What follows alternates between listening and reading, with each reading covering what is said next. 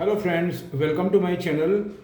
मैं आपको अपने सब्जेक्ट पे आने के पहले अभी मैं आपको जो इंडिया का मार्केट है वो स्टार्ट हुआ उसका एक डैशबोर्ड के बारे में बात कर लूँगा। मैं आपको ये बताना चाहूँगा आज इंडिया के अंदर जो मार्केट है उसने सेंसेक्स में और निफ्टी के अंदर न्यू टाइम हाई मतलब एक रिकॉर्ड ब्रेकिंग हाई दिया है। उसका बी जो आप सेंसेक्स का बात करूँगा तो वो 52,800 के करीब है, नियर अबाउट 800, जो कि ऑल टाइम हाई के ऊपर ही है। और उसके बाद में निफ्टी जो है वो 15,800 और 870 मतलब नियर अबाउट 900 मतलब नियर अबाउट 16,000 के करीब ही हम बोल सकते हैं, ये भी एक हाई है। मैं आपको यहाँ पे एक रिक्वेस्ट करना चाहूँगा, अदानी ग्रुप का जिस हिसाब से अभी मॉरिशस के अंदर जो 3 अकाउंट की बात हुई थी उसमें स्टिल स्क्रूटनी चल रही है, उनमें गौतम अदानी का स्टेटमेंट भी आया है, लेकिन फिर भी मैं आपको यहाँ पे यही बताऊँगा स्टिल अंडर गोइंग स्क्रूटनी। तो मैंने मेरे जो क्लाइंट्स थे और जो मेरे फ्रेंड्स थे और जो मेरे व्यूअर्स हैं उनको मैंने यही रिक्वेस्ट की है कि जिसने भी बाय किया है, मेरे 3 या 4 फ़ोन आए थे और 1-2 और भी हैं उसके अंदर, तो मैंने उनको इमीडिएट प्रॉफिट बुक करने को बोला था। कल उन्होंने जो बाय किया था और अभी आप देखें तो 2-2, 2.5%, 3-3% अदानी ग्रुप अप में मतलब गैप में ही खुला है। आप देखेंगे तो निकाई का बहुत बड़ा सपोर्ट मिला है अभी मार्केट को। निकाई आप देखेंगे तो नियर अबाउट 290 मतलब 300 पॉइंट के करीब अप है, वो नेगेटिव में से अप आया है। मैं आपको ये एक पॉजिटिव पॉइंट मिला हुआ है। दूसरा, अभी जब तक स्क्रूटनी चल रही है और मॉरिशस से बहुत दफ़े ऐसा इंसिडेंस हुआ है कि जो फंड्स अपने एफबीआई के थ्रू इन्वेस्टमेंट करते हैं वो उनका लिंक कहाँ पे है, क्या मतलब it will take some time, ये स्क्रूटनी में थोड़ा टाइम लगेगा। अगर इन बिटवीन में कोई भी ऐसा नेगेटिव न्यूज़ आता है तो वो मार्केट के लिए और पर्टिकुलरली अदानी स्किप के लिए बहुत ज़्यादा नेगेटिव होगा। तो मैं आपको ये रिक्वेस्ट करूँगा, जहाँ पे प्रॉफिट मिल रहा है अदानी ग्रुप में पर्टिकुलर, उसमें एक दफ़ा एग्जिट हो जाए। और दूसरा, मैं आपको कुछ ऐसी न्यूज़ डिस्कस करना चाहूँगा अभी आपको, जो अभी मार्केट स्टार्ट हुआ है अभी के लिए और आने वाले मार्केट के लिए पर्टिकुलरली इंडिया के अंदर हमको बहुत ज़्यादा बेनिफिट होगी। तो उसमें कौन कौन सी बात है, मैं आपको बार बार यही बात दोहराने की बात कर रहा हूँ कि जिस हिसाब से G7 के अंदर मीटिंग के अंदर चाइना को लेकर के जो मुद्दा उठा था और चाइना ने जिस हिसाब से उसका रिएक्शन दिया था, वो मुद्दा पूरे विश्व में और इकोनॉमिक्स के लिए एक चर्चा का विषय था। उसके बाद में तुरंत आप देखेंगे तो नाटो जो 12 कंट्री का एक समूह है उनका भी मीटिंग चालू था। तो उसके अंदर भी जिस हिसाब से बात हुआ, और मैंने आपको कल बताया भी था, वहाँ के जो सेक्रेटरी है वो सेक्रेटरी जेंस स्टोलनबर्ग, उन्होंने कल मैं बताऊंगा आपको, कल उन्होंने बोला था कि हम ज़्यादा मुद्दा उठाएंगे नहीं, लेकिन अगर आप देखेंगे जब मीटिंग चालू हुई उसके अंदर पूरे वर्ल्ड के जो 12 जो कंट्री के चीफ थे, जो कि रिचेस्ट कंट्री है, उन्होंने भी चाइना का मैटर उठाया और उन्होंने बार बार यही बात बोली कि चाइना के अंदर जो इनिशिएटिव उन्होंने लिया बेल्ट एंड रोड के थ्रू, वो पूरे विश्व के लिए एक डेंजर रूप मतलब खतरा के रूप उन्होंने बताया। और अगर आप खुद भी देखेंगे, अगर आप लेटेस्ट देख रहे हैं ब्रेकिंग न्यूज़ में, तो पिछले 8-10 दिन के अंदर चाइना के अंदर काफ़ी ज़्यादा इंसिडेंट्स हुए हैं। कल या संडे को आप देखेंगे तो एक गैस ब्लास्ट हुआ है, जो गैस होते हैं ना, और वो भी रेजिडेंस एरिया के अंदर। उसके अंदर वहाँ के लोकल पब्लिक ये बोलते हैं कि जो गवर्नमेंट है चाइना की, वो कभी भी एक्चुअल फिगर नहीं बताती है। मतलब जब वहाँ के लोग ही ऐसा बोल रहे हैं अपनी कंट्री के लिए और अपने मीडिया के लिए, तो अदर कंट्रीज और other peoples how they will to trust, वो उसके ऊपर कैसे विश्वास करेंगे, आप सोचिए। तो ये मुद्दा है। उसके बाद में वहाँ फ्लड आया है और उसके अलावा एक ब्लास्ट और भी हुआ था अभी 3 दिन 4 दिन पहले की बात है। कहने का मतलब ऐसे बहुत से इंसिडेंट्स वहाँ पे होते हैं, लेकिन उसको दबा दिया जाता है क्योंकि वहाँ पे फ्रीडम नहीं है, साम्यवादी है। उसकी वजह से वहाँ पे कुछ भी इतना ओपनली या डेमोक्रेसी नहीं होने की वजह से each and every is control by government, central government जो होती है वहाँ की, उसके कंट्रोल के थ्रू ही होता है।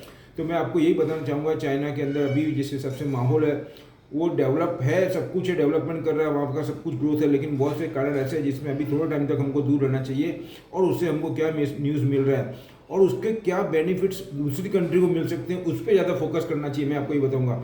और जिस हिसाब से नाटो के अंदर डिस्कस हो रहा है, उन्होंने पर्टिकुलरली जो वहाँ के यूके के प्राइम मिनिस्टर है मिस्टर बोरिस जॉनसन, उन्होंने बढ़ चढ़ कर के बोला, और अदर कंट्री ने भी यही बोला, यूरोप के कंट्री का देखेंगे, यूके का देखेंगे, अब फिर फ्रांस का देखेंगे, जापान का देखेंगे, उन्होंने यानी उनके जो लीडर्स हैं उन्होंने यही बोला है कि बेल्ट एंड रोड के थ्रू और बाकी बहुत ज़्यादा 10-20 साल से जो कंट्री के अंदर उन्होंने सिंपल परमिशन मांग करके इंफ्रास्ट्रक्चर की इनिशिएट किया था, उसको आज धीमे धीमे इतना ज़्यादा बढ़ा दिया कि वहाँ की जो कंट्रीज़ की जो कंपनीज़ है और वहाँ पे जो इंफ्रास्ट्रक्चर है उसमें ज़्यादातर उनका इन्वेस्टमेंट हो रहा है और वो अपने जो मनी पावर है उसके हिसाब से ज़्यादा लोगों को डेप्थ के अंदर डाल रही है और उसका मिसयूज़ होता है, कहने का मतलब ये है। तो ये सभी बातें नाटो में अभी डिस्कस हो रही है। तो ये मेन बात मेरा आपको बताने का कंक्लूजन क्या है, मैं ज़्यादा वेट नहीं करूँगा इसके ऊपर डिस्कस, क्योंकि बहुत लंबा विषय है। मेरा कंक्लूजन इतना ही है, इसका कंक्लूजन ये निकल रहा है कि आने वाले टाइम में ज़्यादा इन्वेस्टमेंट चाइना में नहीं होगा, और जो ऑलरेडी हो चुका है उसमें से भी एग्जिट होने की बात होगी। तो फिर वो इन्वेस्टमेंट कहाँ जाएगा, सवाल ये उठता है यहाँ पे कि वो इन्वेस्टमेंट कहाँ जाएगा। तो मैं आपको फिर बता दूँ, चाइना के अलावा अगर कोई बड़ी जो कंट्रीज़ है, जैसे कि आप मैं बताऊँगा France, Europe, Germany, Japan, UK, ये सब कंट्री को अगर बड़ा, क्योंकि दे ऑल आर रिच, ये सभी बहुत बड़ी रिच कंट्रीज़ है, उनको बहुत बड़ा इन्वेस्टमेंट करना होता है, उनका बिजनेस भी बहुत बड़ा होता है। तो बड़ी कंपनी, बड़ी इंडस्ट्रीज, बड़ा फंड, तो उनके लिए एक ही ऑप्शन दिखता है कि बड़ी कंट्री कौन सी है जहाँ पे हम इन्वेस्टमेंट कर सकें और उनको ज़्यादा से ज़्यादा उनका बिजनेस ग्रोथ हो सके और ज़्यादा से ज़्यादा बिजनेस में प्रॉफिट अचीव हो सके, प्रॉफिट प्राप्त कर सके। ये उनका मोटो रहता है। 4-5 पॉइंट बताया मैंने आपको, ये बहुत इंपॉर्टेंट है। तो उसमें अगर आप भी अपने सिंपल उसके हिसाब से थिंक करेंगे तो आपको यही दिखेगा। अभी फिलहाल India is the top destination for the world richest country. They are must be invest in our own country. और गवर्नमेंट भी यहाँ पे बहुत अच्छी बात, इसमें सोने पे सुहागा जैसी बात ये हो रही है कि गवर्नमेंट जो अभी रिसेंट गवर्नमेंट है बीजेपी की, वो भी पूरा सपोर्ट कर रही है ये सभी चीज़ों को लेकर के। आप देखेंगे तो बिजनेस क्लियरेंस 1 सिंगल विंडो कर दिया है, जल्दी से जल्दी से परमिशन मिल जाती है, आप जल्दी से जल्दी स्टार्ट कर सकते हैं। उसका एग्जांपल मैं आपको दूंगा, आप टेस्ला का देख सकते हैं, आइकिया का देख सकते हैं, और भी 2-3 कंट्रीज जो है वहाँ पे आप यहाँ पे स्टार्ट हुई है।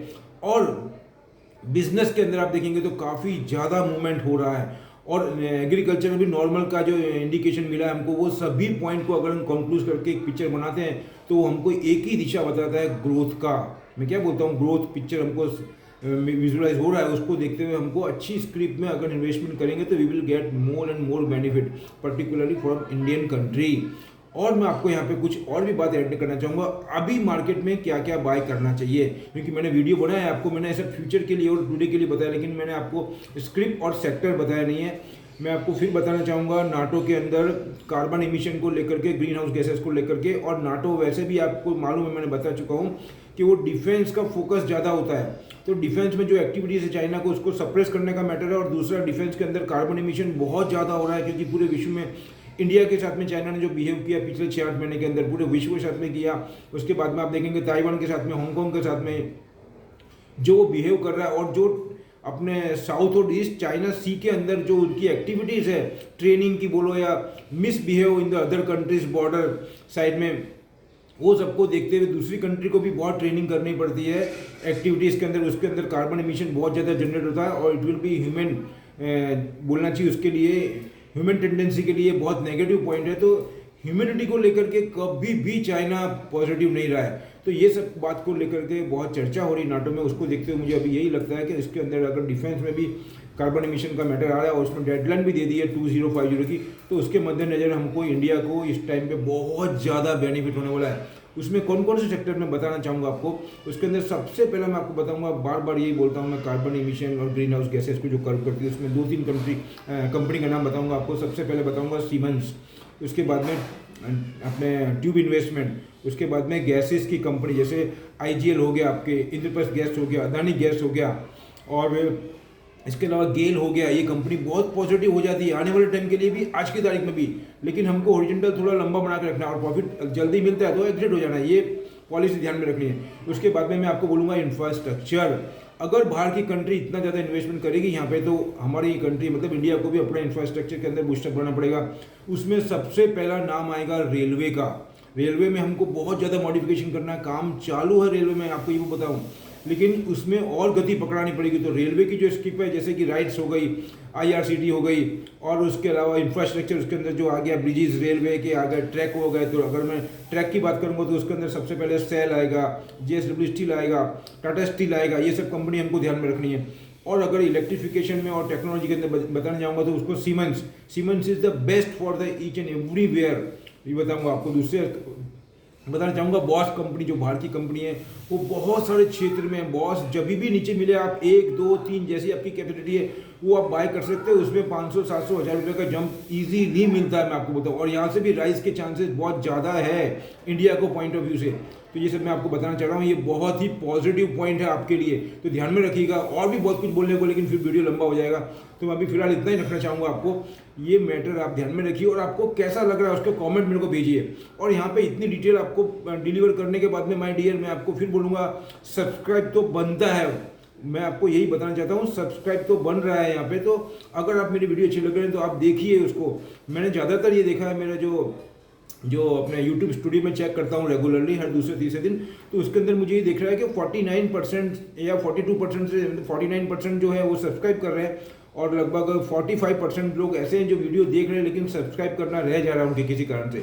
तो मैं उनको ये रिक्वेस्ट करूँगा, आप वीडियो देखिए, उससे ज़्यादा से ज़्यादा फायदा उठाइए और उसको सब्सक्राइब करिए। अगर आपको वीडियो अच्छा लग रहा है तो उसको सब्सक्राइब करना मत भूलिए, और अपने फ्रेंड्स को भी भेजिए। अगर अच्छा लग रहा है तो आपको फ्रेंड्स के पास भेजिए उसको, और उसको बताइए कि बंदा, कोई भी बंदा इन द सेंस यूट्यूब में और भी बहुत से हैं जो बंदा मेहनत करता है, उसके वीडियो को आप शेयर करें, लाइक करें, सब्सक्राइब करें, यही बोलूँगा। और मेरे वीडियो को भी मैं यही रिपीट करूँगा कि उसको लाइक करें, शेयर करें, सब्सक्राइब करें और अपने फ्रेंड्स के पास भी भेजें। लास्ट में यही बोलते हैं, मिलते हैं अगले वीडियो में और कुछ नए डिटेल के साथ में। अगर आपके पास में कुछ अच्छे पॉइंट्स या कमेंट्स है तो आप मेरे को भेजिए। फिर लास्ट में यही दोहराना चाहूँगा, अदानी ग्रुप की जो कंपनी है काफ़ी गैप में खुली है, उसमें अगर हो सकता है तो प्रॉफिट बुक करें। अगर ऊपर जाता है तो एक दफ़े जाने दीजिए, लेकिन अगर आप बुक नहीं करेंगे और किसी कारण से कोई ऐसा मैसेज आता है स्क्रूटनी में, तो आपका प्रॉफिट ऑन पेपर ही रह जाएगा। मैं ये बताता हूँ, हमको हमारा प्रॉफिट को अकाउंट में क्रेडिट करवाना है, मेरा यही मोटो है। और अगर कुछ आपको अगर ऊपर जाता है तो आपको ये फील नहीं करना है कि हमको लॉस हो गया, आपको प्रॉफिट तो हुआ ही है। और हमारे पास में बहुत सारे अदर ऑप्शन है, जैसे कि मेटल हो गया, फिर आपके केमिकल हो गया, स्पेशल केमिकल हो गया, बैंक्स हो गए, इंफ्रास्ट्रक्चर हो गया, आईटी सेक्टर हो गया, कितने सारे सेक्टर अवेलेबल है और सभी में ग्रोथ है। तो हमको वहाँ ग्रोथ करना है, वहाँ पे इन्वेस्टमेंट करना है। इतना ही बोलूँगा आपको, लास्ट में यही बोलना चाहूँगा आपको। जय हिंद। मिलते हैं अगले वीडियो में और कुछ डिटेल के साथ में। Thank you.